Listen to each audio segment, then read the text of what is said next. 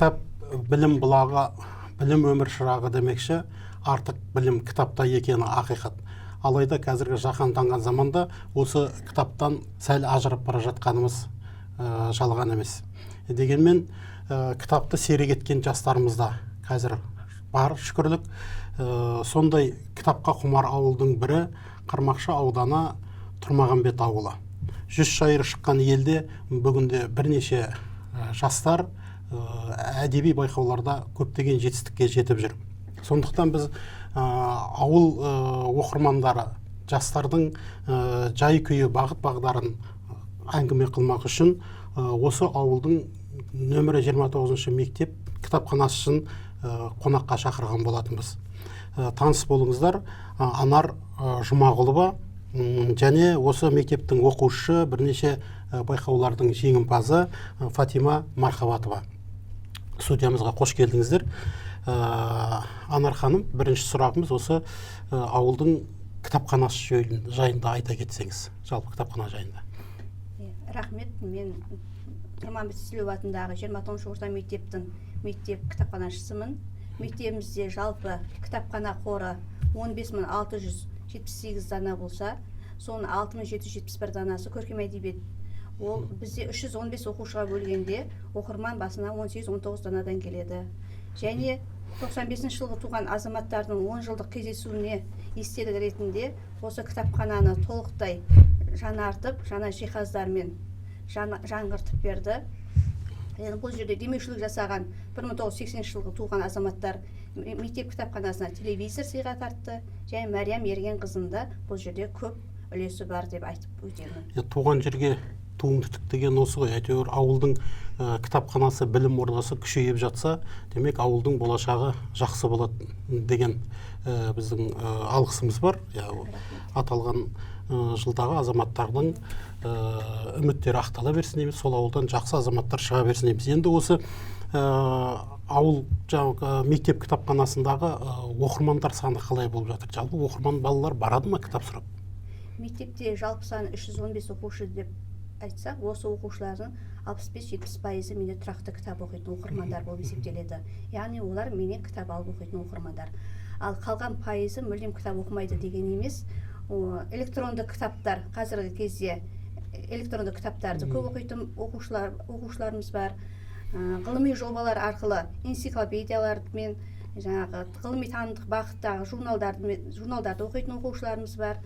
Тұрақты кітап алып оқитын, тұрақты жаңағы энциклопедиялық жұмыстармен, ғылыми жұмыстармен айналысатын оқушыларымыз бар. Жалпы енді бұл ауыл бір өзгеше ауыл ғой.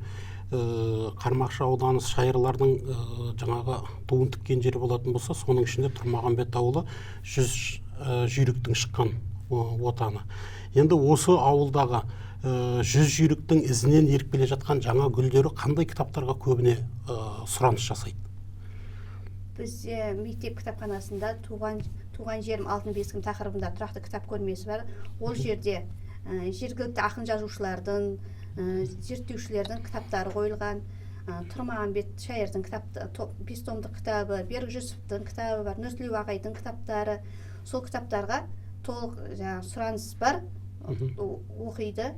Одан поэзия бағытында кітаптарды жақсы оқиды мектебіміздің оқушылары. Өйткені Тұрмағанбет ауылы ақындардың шыққан ауылы ғой, сондықтан. Ал мектебімізде ақындар үйірмесі тұрақты жұмыс жасайды. Қазақ тілі әдебиет пәні мұғалімдерінің жетекшілігімен тұрақты жұмыс жасайды. Сол себепті де болуы мүмкін, енді поэзия бағытында кітаптар көп сұралады. Көп сұранысқа ие дейсіз. Енді жалпы мына бүгінде жасырын емес қой, бір жастарды кітапқа қызықтыру кішкене қиындау.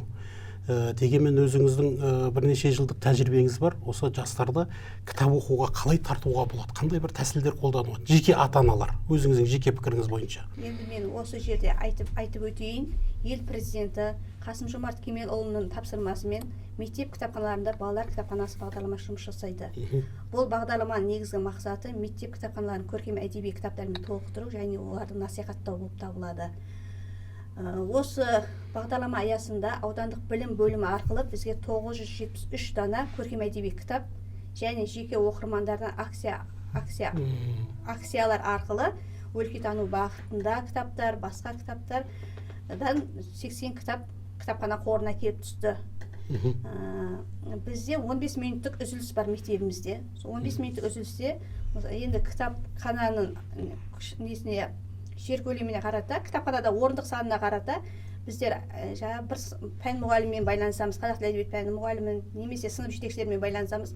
Осы үзіліске 6-шы А сыныбы оқушыларын әкелсеңіз, 15 минуттық үзіліс енді біраз уақыт қой. Сол кезде оқушылар келеді, бір кітапты алады өздері, сосын бір оқиға басын бастап оқығасы ана оқиғадан шыға алмай қалады балалар негізі.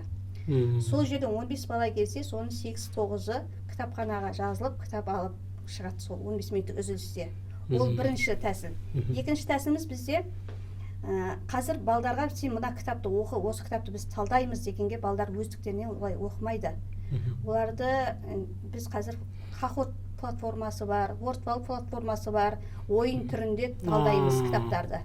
Соны мен айтамын, балалар, мен Ақбілектен Хохот бағдарламасына сұрақтар дайындап едім, квиз дайындап едім. Осы Ақбілекті оқисыңдар ма? Десем, балалар қызға оқиды, бір-біріне сынып болып, сосын сол Ақбілекті талдаймыз. Демек бір шығармашылыққа жаңа бір кіріп кетсе, өзі әрі қарай тартып алып кетеді ғой. Сосын бізде шығармашылық квест, осы тұрақты жыл көлемінде тұрақты өткізіліп жатқан шығармашылық квест ойынымыз бар. Ол шығармашылық квест ойында бір станцияда мысалға бір шығармадан үзінді қоямыз, сол шығарманың авторын, атауын табу, екіншінде өлеңдерден үзінді қоямыз, үшіншінде қызық екен сұрақтар, логикалық сұрақтар. Сонда 5-6 сұрақтан 8 сынып пен 11 сыныптың аралығында тұрақты түрде жыл көлемінде өтіп келе жатыр шығармашылық квест. Сол шығармашылық квесттен ұпай жинайды. Енді балалардың арасы бәсекелестік пайда болады. Сосын келесі аптасында біз сахналық қойылым қоямыз. Сахналық қойылымды кез келген сахналық қойылым емес, өздерінің оқыған шығармалары бойынша кейіпкерлерді сомдау. Оқушылар. Керемет. Енді олар да сынып аралық бәсеке пайда болды шығармашылық квест арқылы, қайтсем де жеңемін деген оймен, енді олар сол сахналық қойылымға дайындалып, сахналық қойылым қояды. Ол да мысалы Жүсіпбек Аймауыттың Ақбілек кітабын 10-шы сынып ала ма, Мұқағали Мақатаевтың Аққулар ұйықтағандасын 9-шы сынып алады. Және олар бір-бірімен бәсеке болғандығы соншалықты бір-бірін айтпайды, бірақ маған келіп айтып кетеді, апай, біз Аққулар ұйықтағандарын қояйық деп жатырмыз, басқа класс қойып қоймасын. Бірақ қай класс қойып жатқанын білмейді. Енді ол бір аяқталғаннан кейін, енді сол 8-ші сынып пен 11-ші сыныптың оқушыларын тәлімгер ретінде 5-ші сынып пен 7-ші сыныптың оқушыларын тәлімгер қылып бекітеміз. Сосын тағы да сондай сахналық қойылым, ол жерде бук-триллер байқауы қосылады, сыныбын таныстыру, балдарды барынша қызықтыру бағытында неше түрлі ойындар қосылып, тағы келесі тоқсанға енді 5-ші сынып пен 7-ші сыныптардың арасында сахналық қойылымдар қоямыз. Бұл тұрақты өтіп тұр. Бастауыш сыныптарда ертегілерден қойылымдар қояды. Керемет. Оларда енді ертегілерді, мысалы бастауыш сыныптарда бізде аудио кітаптар бар, кітапханамызда.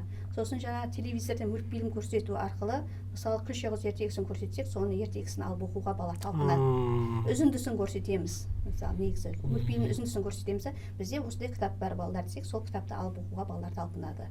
Сонымен тұрақты кітап оқитын оқырмандар легі осылай келіп жатыр. Бұл шараларыңыздың жақсы жері, кітапты оқып қана қоймай, кейіпкерлерінің орнына өздерін қойып, жан дүниесімен кіріп, бір керемет нәрсе екен.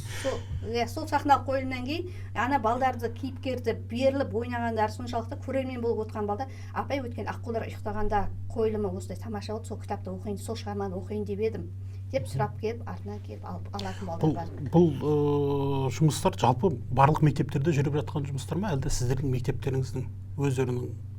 Барлық мектептерде бар, енді өткізу форматтары әртүрлі болуы мүмкін. Өткізу форматтары әртүрлі. Енді бұл сіздің кітапханашы ретіндегі жұмысыңыз, балаларды жаңағы кітап оқуға қызықтыру. Ата-ана ретінде қалай қызықтыруға болады? Ата-ана ретінде менде қазір біз мектеп бала ата-ана тәрбие ұштағаны бойынша жұмыс жасап жатырмыз. Біз бұрын ата-анаға кітап бермейтінбіз. Қазіргі таңда біз мектеп кітапханасынан ата-аналар да кітап алып оқи алады. Ата-аналарды да оқырман қылып тіркей аламыз. Енді бізде жақында ғана менде бір ата-ана келіп, мен кітап ол ата-ана өз тарихи кітаптар алып оқитын ата-ана. Мен кітап алып оқысам, мен балам мен қасыма келіп, мен оқып жатқан кітабымды оқығысы келеді. Бірақ бұл кітап ауыр, баласы 3-ші сынып оқиды. Соған лайықты кітап берсеңіз деп. Сонымен Ыбырай Алтынсариннің мысалдарын алып кетті. Мысалдарын алды, жаздыртып алды жаңа ата-ана. әрі өзім де оқимын, әрі балам да оқиды. Яғни ата-ана мен бала бірлесіп оқығанда, бала ата-анасына қарап бой түзейді, кітаптар оқиды. Яғни үйде отырғанда әуелі балаға кітап оқыды ме, сен өзің бірінші кітап оқы дейсіз ғой, сонда бала қызығады. Басқа қандай ата-ана ретінде тәсілдерді айтар едіңіз? Сосын ата-ана ретінде мысалға, бала енді қазіргі таңда жаңағы телефонға алғысы келеді, басқа бір қымбат заттар алғысы келіп, ата-анасына не қоюы мүмкін, сұраныс беруі мүмкін. Сол кезде ата-анасы егер сен кітап оқысаң деп айтуға болады деп ойлаймын енді. Мысалы сен мына кітапты оқысаң, немесе жаңағы мектептерде эссе жазу бар, шығарма жазу, үйге тапсырмалар берілгенде, мысалы әке тақырыбында шығарма жазуға тақырып берілсе, соны мысалы сен балам Абай жолында Құнанбайдың баласына айтқан 3 сыны бар еді. Сол қайтуымда екен, мен ұмытып тұрмын. Керемет. Осы бағытында, осы Абай жолын оқысаң, сол арқылы тауып жазасың деген сияқты. Мысалы мынадай секілді ғой. Мысалы менен балам телефон алып бер деді. Немесе телефоныма бірлік салып берді. Сол кезде балам сен жаңағы Абай жолындағы осындай жасалған сынды айтып берсең, мен саған телефон алып берем десең, ол амал жоқ кітапты оқып шығады. Сөйтіп өзі әрі қарай кітап оқуға қызығушылық оянып кетеді дейсіз ғой. Енді жалпы бұл мектепте оқушылардың көптеген байқауларда, сайыстарда үлкен жетістіктерге жетіп жатқанын естіп жатамыз. Осы биылғы жылға әдеби сайыстарда қаншалықты оқушыларыңыз биіктерін көрді? Бізде енді осы жерде тағы бір мақтанып айтып өтетін жағдайымыз бар. Наурыз тойы қарсаңында ақынның ұрпақтары, Тұрмағамбет ақынның ұрпақтары Тұрмағамбет оқуларын өткізіп, жаңа қаржылай түрде сыйақылар дайындап, соған мектебіміз оқушылары түгелдей дерлік қатысты деп айтуымызға болады. Енді кеше мамыр айының басында осы ауылымыздың перзенті, өзіміздің мектебіміздің түлегі Жеңісбекұлы Амандық кәсіпкер бағалы сыйлықтар тігу арқылы осылай Тұрмағамбет оқуын өткізді. Тұрмағамбет балалар басы 70 өлеңге дейін жаттады, шахнама дастанын жаттады, соңғы жағы 10 өлең бастауыш сыныптар, соған дейін жаттап, балалар түгелдей дерлік аса үлкен қызығушылықпен қатысты. Демек, сіздердің ауылдарыңыздың кәсіпкерлерінің жасап жатқан амал әрекеттері барлық ауылдың кәсіпкерлеріне үлгі боларлық екен. Яғни мектептерде қандай да бір оқушыларға сыйлық дайындап, осындай кітаптардан оқыса немесе жаттаса бәйге жариялаймыз десе, бұл жақсы нәрсе екен. Сол Тұрмағамбет оқуының жүлдегері Мархабат Фатима. Қазір бізде қонақта отыр. Фатима, саған бір сұрақ қойсақ, қазір нешінші сынып оқып жатсың? Қазір 7-ге көштім. 7-ге көштің ба? Қандай сабақтарды жақсы көресің? Қазақ тілі, қазақ әдебиеті. Осы қазақ тілі, жалпы қазақ тілінен жетістіктерің бар, қандай осы бір жақында үлкен байқауларға қатысып келдің? Сол байқауларды айтып отырсаң, қандай байқауларға қатысқанын? Республикалық байқауларға қатыстың ғой? Қандай байқауларға қатыстың? Жаңа Тұрмағамбет оқуында айтсай, сосын Тұрмағамбет оқуларына жыл сайын қатысамын. Жыраулардан неге қатысып жатсың айтамын. Жыраулардан осы домбыра тартасың, студиямызға сен арнайы домбыраңды алып келген екенсің. Қазір қонаққа де сұраймыз. Жалпы Абай оқуларын, Абайдың қанша өлеңін жаттадың? Абай емес бұл. Тұрмағамбеттің қанша өлеңін жаттадың? Тұрмағамбеттің 30 өлеңін жаттадым. 30 өлеңін, керемет. Соның бір өлеңін бізге жатқа айтып бере аласың ба? Кез келген бір өлең. Еңбегің ешсізге кеткен еш болады. Жаманға жақсы адам ақыл айтар, жақсыға жаман көзін бақыр айтар. Тудым деп өзің туған менде атадан, едәуір аузын керіп нақыл айтар. Еңбегің ешсіз кеткен еш болады деп, Дамолат Тұрмағамбет ақын айтар. Жалпы мектептегі үйірмелерге қатысасың ба? Мектепте үйірмелер бар ғой, сол үйірмелерге қатысасың ғой? Бізде осы мектепте өлең шығаруменен айналысатын үйірмелер бар ма енді? Бұл Тұрмағамбет ауыл болғаннан кейін болу керек деп ойлаймын. Бар. Бізде Алдамұратова Розабай жетекшілік ететін қаламгерлер үйірмесі жұмыс жасайды. Бұда оқушылар бар ғой? Оқушылар бар. Бізде жазба ақындар мүшәйрасы жиі өтіп тұрады. Мерекелік шараларға орай өткізіледі. Мүшәйралар жиі өтіп тұрады. Жетістіктер бар дейсіз ғой? Жетістіктер бар. Енді осы ауылдан шығу керек деп ойлаймыз, енді жақсы ұлы қыздарымыз. Қайттан кітапқа оралсақ, мынандай елдің ішінде сөз бар, кітаптың қазір көп шығып кетуі кітаптың қадірін түсірді деген бір әңгімелер бар. Мысалы жаңағы шежіре кітаптардың шығып кетуі, немесе белгілі бір ауылға, ауданға белгілі тұлғалардың атынан көптеп кітаптың шығып кетуі кітаптың қадір қасиетін түсірмей ме дегендей бір пікірлер бар. Осыған сіз қалай ойлайсыз? Ол кітаптардың көп шыққаны дұрыс па? Енді кітап арқылы біз өткенімізбен қауышамыз, болашағымызға бағыт бағдар аламыз дейтін болсақ, бұл жерде бұл ешқандай зияндылығы жоқ деп ойлаймын. Әр кітаптың өзіндік оқырманы бар. Мысалы, өлкетану бағытында жергілікті жердегі тұлғалар кітаптар шығып жатса, оны оқушылар өздерінің ғылыми жұмыстарда пайдаланады. Кеше ғана бізде Сәлима анамыздың 90 жылдық мерейтойы болып өтті. Сол анамыздың өмір дерегін біздер Нұрсұлу ағайдың кітаптары арқылы алып пайдаландық. Шежіре кітаптарында ол ұрпақ шыққан тегін білу керек. Яғни әр кітаптың өздік оқырманы бар. Әр кітапты оқығанда іліп алатындай бір сөзі іліп алса да ол үлкен олжа деп ойлаймын. Енді өзіңіздің жеке пікіріңіз тағы да. Ата-аналарды бағанадан талқылап кеттік қой, енді біз балаларды туралы айттық. Енді ата-аналарды қызықтыру үшін не істеуге болады? Бізге жаңа өзіңіздің сөзіңізді айттыңыз, бала үйдегі әке-шешенің көргенін істейді, әке-шешесі кітап, газет оқып отырса, балада әйтеуір көңілін бөледі деп. Енді осы ата-аналарды кітапқа қызықтыратын бір қандай бір тәсілдер бар? Немесе бір үгіт насихаттар ма? Біздерде жаңа мектеп ата-ана бала тәрбие ұштағаны жөнінде айтып өттім ғой, бізде ата-аналар кітап алып оқиды деп. Және ата-аналармен бірлескен түрде біздерде іс-шара өтеміз. Бір іс-шарада мысалы ата-аналарды бір топ, балаларды бір топ қылып жарыстырып та іс-шаралар өтті. Сондай кездерде қызығушылық және өздерінің балдары оқып отырған кітаптарын қызықтырып айтып бергенде, ата-аналары мына кітап Төлен Әбдіктің мысалы қонақтар кітабын балалар талдап айтып бергенде, ата-аналары мына кітап өте керемет кітап екен, бізде алып оқиықшы деген мазмұнды пікірлер көп болды бізде. Және баласының болашағына бей-жай қарай алмайтын ата-аналар міндетті түрде кітап оқиды деп ойлаймын. Енді өзіңіз кітапханашы ретінде қазірде қандай кітап оқып жатсыз? Мен Зейнолла Шүкіровтың Сыр бойы кітабын оқыдым. Сыр бойы деген кітабында. Сол кітабына кішкене бір пікір айтып берсеңіз?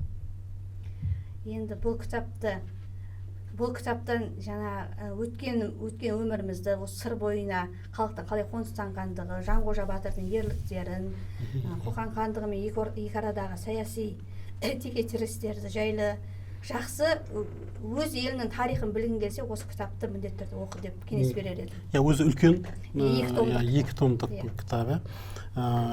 Фатима, сен қазір қандай кітап оқып жатсың?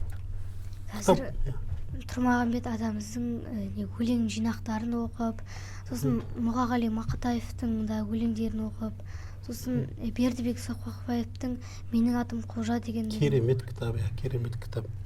Осы кітаптарды оқығаннан кейін өздеріңнің достарыңа айтып бересіз ме? Осы кітапта мынадай жазылған екен, немесе мама папаңа жаңағы Бердібек Соқпақбаевтың жаңағы Менің атым Қожа деген кітабында осылай екен, немесе мына шайырлардың термелерін немесе жаңағы өнімдерін оқығаннан кейін қасындағы достарыңа басқа жерлерде айтып жүресің бе жалпы? Менің атым Қожаны оқыған кезде ата-анама түсінік айтып, сосын ақын жазушылардың өлеңдерін жатқа айтып беремін. Оны достарыма да айтамын. Жалпы мына өлеңді жаттау деген бір жақсы қасиет. Осының бір жақсылықтарын көріп жатсыз ба? Мысалы, өзіңнің бір достармен бірге отырғанда, басқа мектепте жаңағы үзілістің уақытында сен бір өлең оқып беріп жатсаң, қасыңдағы достарың тыңдайды ма өлеңді, құрмет жасайды ма қасыңдағы достарың? Фатима, ертең мектепте жақсы жаңағы сайыстарға қатысып жатсың, алдыға қатарда көрініп жатсың. Ертең өскеннен кейін сен кім болғың келеді, нені армандайсың? Жырау болғың келеді ме? Әлде өзіңнің армандайтын мамандықтарың бар ма? Өскенде жырау болып, елді танытып, Тұрмағамбет елімізді танытып. Алла сол дегеніңе, арманыңа жеткізсін. Анар ханым, жалпы осы кітапхананың алда қандай жоспарлары бар? Соңғы сөз түйінін осы. кітап алдымызға қойған бағдаршам іспетті ғой. Кітапхананың алдыңғы жоспары осы оқушылардың көкірегіне рухани сәуле құйып, оқырмандарымыздың санын көбейтіп, және осы кітаптармен өскен баланың болашағы жарқын болады, жақсы қадір қасиеттерін алады, кітаптағы образдардан жақсы қадір қасиеттерін алады деп ойлаймын. Оқырмандарымыз көп болсын.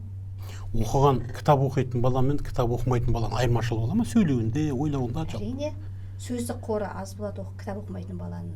Біздерде жаңағы ақын жазушы балдарымыз, ақын балдарымыз бар деп отырмыз, сол балдарымыз көбіне поэзия бағытында кітаптарды алып оқиды. Неге? Кітап оқыған адамның сөздік қоры көп болады, жақсы сөйлейтін болады. Жай сөйлесіп отқанда оның айырмашылықтары көзге белгілі отырады.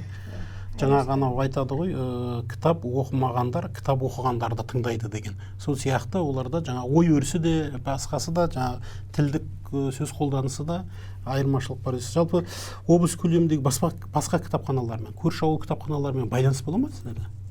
Байланыс болады. Біздерде енді Zoom платформасы арқылы біздер семинарлар өткіземіз, республика көлемінде семинарлар өткіземіз Zoom платформасы арқылы. Соңғы әдіс тәсілдерді талдаймыз, оқушылар арасында жаңа шығармашылық байланыстар орнатамыз. Оқушылармен де байланыс, басқа мектептерде? Басқа мектептердегі оқушылармен де байланыс. Сайыстар өткізесіздер? Челлендждер ұйымдастырамыз. Байланыстар бар. Челлендж ұйымдастыруда бұл бір кітапқа назар аударудың бір жолы ғой. Сіздердің уақыт бөліп осы студиямызға келгендеріңізге көп рахмет айтамыз. Түсірілімнің соңында Фатимадан бір терме сұрасақ, Фатима бір терме орындап берсең? Тұрмағанбет атамыздың қайратты туған ер болсын. Айтағы.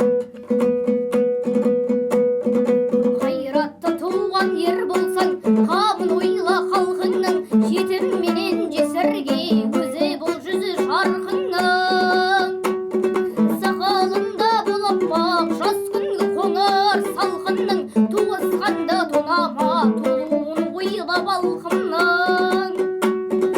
Уағдаңды екетпе әліне қарай әркімнің, айтқаның ал жас боланса кемейді бәрі нарқыңның. Шамасынша қайыр қыл атауаза дәрпіңнің. Көжеңді көптен іркпесең күшейір көркі әлпіңнің. Бұл сөзім өгін көземен тілі ашы шалпыңның. Тұқымын тұлпардың талайын көрген талқыңның. Жатырмын айтып жақсы күн тазасындай алтынның. Өле қойсам айтыңдар, жұрт жиналған жер болса сөзі деп тұр екен. Марқұмның